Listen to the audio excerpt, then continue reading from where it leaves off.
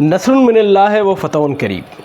Pakistan force ने आखिरकार जवाब दे ही दिया। बुनियाद अल मरसूस इस ऑपरेशन को नाम दिया गया और ये कुरानी आयत है और इसका मकसद है सीसा प्लाई दीवार। इसके जो मायने हैं वो है सीसा प्लाई दीवार, और सीसा प्लाई दीवार की तरह ही हम खड़े रहे और हम मुसलसल जो है ये पैगाम देते रहे कि हमें अमन चाहिए।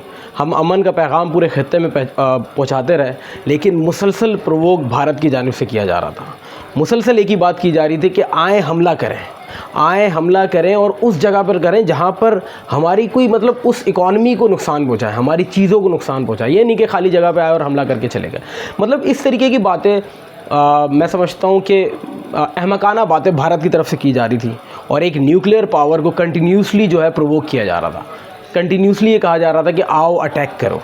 और फिर बीइंग अ पाकिस्तानी हम सब में गुस्सा था कि बार बार हमारे शहरी इलाकों में कभी ड्रोन भेजे जा रहा है, कभी मिसाइल फेंके जा रहे हैं, जिनको हम मुसलसल जो है वो उसका दिफा कर रहे हैं। कभी किसी इलाके में, कभी हमारी मसाजिद पे, कभी बच्चों को अटैक किया जा रहा है। कुछ ना कुछ कर ही रहे थे और जिसके ऊपर पाकिस्तान बड़ी स्ट्रैटेजी के साथ काम कर रहा था और पाकिस्तान कोशिश कर रहा था कि भारत रुक जाए। और हमारे DGSPR ने ये बात ज़रूर की थी कि जब हम करेंगे तो इंडियन मीडिया को क्लेम नहीं करना पड़ेगा कि ऐसा हुआ। दुनिया बताएगी कि पाकिस्तान ने हमला किया। ऑपरेशन का आगाज़ सुबह फजर में हुआ और चूँकि मुसलमानों की आदत है रात के अंधेरे में हम हमला नहीं करते। हमारी एक रवायत कायम है और 1400 साल से ये रवायत कायम है कि हम जब हमला करते हैं तो दिन दिहाड़े हमला करते हैं और कभी भी किसी के ऊपर रात की तारीख ही नहीं, ऐसा काम नहीं करते जैसा भारत ने किया है। और अगर मैं आपको अभी बताता चलूँ कि 5 घंटे के ऑपरेशन में जो पाकिस्तान ने भारत को नुकसान पहुँचाया है, मुतादिद नुकसान पहुँचाया, उसमें तो कुछ एक चंद चीज़ें जो मैं आपको सामने लेके आया हूँ जिसके अंदर है जो पाकिस्तान ने तबाह की है।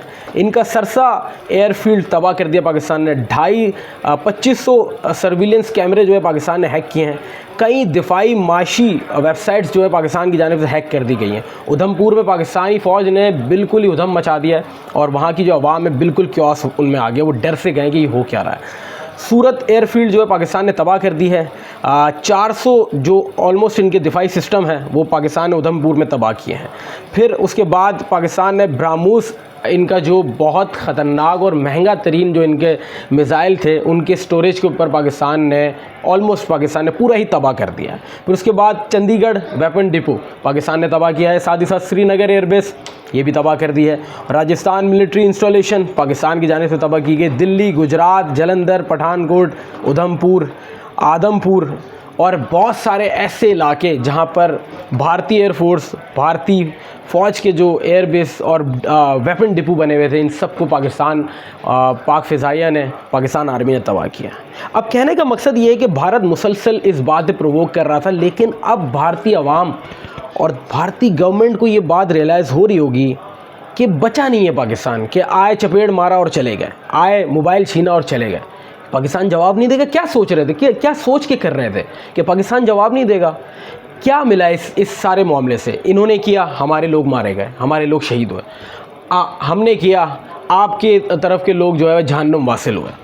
क्या मिला? क्या ये सब करने से क्या मिला? ये जंग, आपको ऐसा लग रहा है ये वो दौर है जिसके अंदर 2 एटॉमिक पावर टकराएंगी और नुकसान नहीं होगा? बिल्कुल, आपको अगर ऐसा लगता है तो आप एक और बार टकरा के देख लें। हम बार बार जवाब देंगे, हमें देना पड़ेगा। हमारे मुल्क की सुवरेनिटी और डेमोक्रेटिक खुद मुख्तारी पे हमारे जो सवाल उठाया जाएगा, हमें तो जवाब देना पड़ेगा और ये मजबूरी है हमारी कि हमें जवाब देना पड़ेगा। और इंडिया ने बहुत बड़ी गलती की। मैं हमेशा से एक बात कहता आ रहा हूँ कि मुल्क पाकिस्तान की मईशत इस वक्त अच्छी जो है डगर पर नहीं है। हमें तो ग्रो करना है, हमें अपने आप को जंगी हालात में नहीं रखना।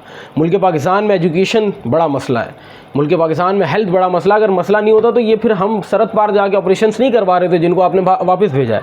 इंडिया ने थ्रू आउट जितनी आज़ादी के बाद ये सारी चीज़ें की, 1947 के बाद इंडिया ने एजुकेशन पे काम किया, हेल्थ पे काम किया, इकॉनमी में पाकिस्तान से बहुत ऊपर गए। पाकिस्तान ने हमेशा इस खित्ते में अपने आप को मजबूत जंगी मामलात पर रखा, क्योंकि हम जानते हैं कि जिस खित्ते में हम बैठे हैं वहाँ पर पड़ोसी हमें जो है वो कबूल नहीं करते। अफ़गानी हमें कबूल नहीं कर रहे हैं, हिंदुस्तानी हमें कबूल नहीं कर रहे हैं। हसीना वाजिद जब तक थी इक़्तिदार में तो बांग्लादेशी हमें कबूल नहीं कर रहे थे, तो हमें जंगी मामलात में रहना पड़ा और हमने तो ज़िंदगी भर जंग का सामान और असला जमा किया। अब किससे लड़ रहे हैं यार? हमारी तो तारीख़ है, हमारी तो कुरानी आयत है जिसका नाम आज हमने ऑपरेशन को जो नाम दिया है, इसका साफ मकसद है कि आप सीसा प्लाई दीवार की तरह खड़े हो जाओ और जंग करें। तो आप ये तो ना करें। हमें हिदायत ज़रूर दी गई कि खुद से वार ना करें, और जब कोई वार करे तो गला काट दें। ये हमें बात की गई। अब वहाँ की बैठी हुई कौम ये बात, और पाकिस्तान में बैठे हुए लोग ये सोच रहे होंगे कि 4 दिन पहले वो IPL एंजॉय कर रहे थे, MPSL एंजॉय कर रहे थे, हुआ क्या? ये तो बड़े सुकून से ज़िंदगी जी रहे थे, ये तो बड़ा ज़बरदस्त मामला रहा था। क्या ये कब तक चलता रहेगा? क्या वो हमला करेंगे, हम हमला करेंगे, हम बात करेंगे, वो करेंगे? जब तक टेबल टॉक नहीं होगी ये मामला चलता रहेगा।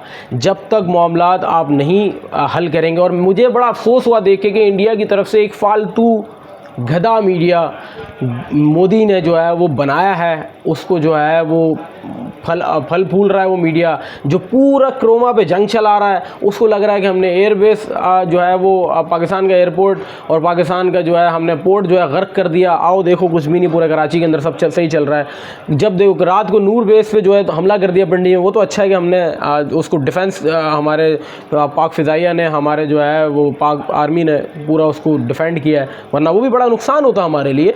तो कहने का मकसद ये कि कब तक ये चलता रहेगा? जब तक ये टेबल टॉक नहीं होगी, जब तक बैठ के बाद मुसलसल आप बात नहीं करेंगे, तब तक ये मामला चलता रहेगा। पाकिस्तान फालतू के इल्ज़ामात लगाएंगे।